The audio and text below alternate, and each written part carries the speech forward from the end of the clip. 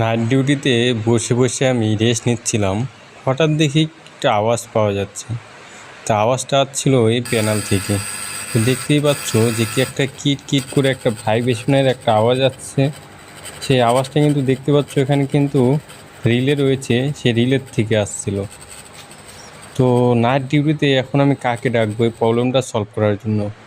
তো নিজের কোনো প্রবলেম হলে সেই প্রবলেমের সলভ করার দায়িত্ব কিন্তু তোমাকেই করতে হবে।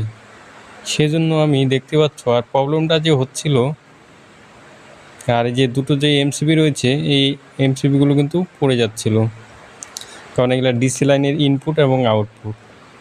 আর এই প্রবলেমের কারণ হচ্ছে এই ডান দিকে দেখতে পাচ্ছ একটা ফ্যান রয়েছে, এই ফ্যানটা ঘুরছে না, সেই জন্য কিন্তু প্রবলেম। তো এই প্রবলেম সলভ করার জন্য আমরা কি পদক্ষেপ নিলাম সেটা তোমাদেরকে একবার দেখাই। এখনও কিন্তু কিট কিট করে আওয়াজ করছে। তো এই প্রবলেমটাকে সলভ করার জন্য আমরা কি করেছি, প্যানেলের ঢাকনাটাকে দড়ি দিয়ে বেঁধে একটা ফ্যান চালু করে দিয়েছি।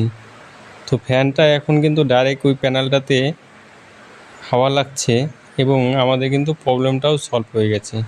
এই ছোট ছোট পদক্ষেপ নিয়ে তোমাকে কাজ করতে হবে, কেউ কিন্তু হেল্প করতে আসবে না। তো নাইট ডিউটি এত কিন্তু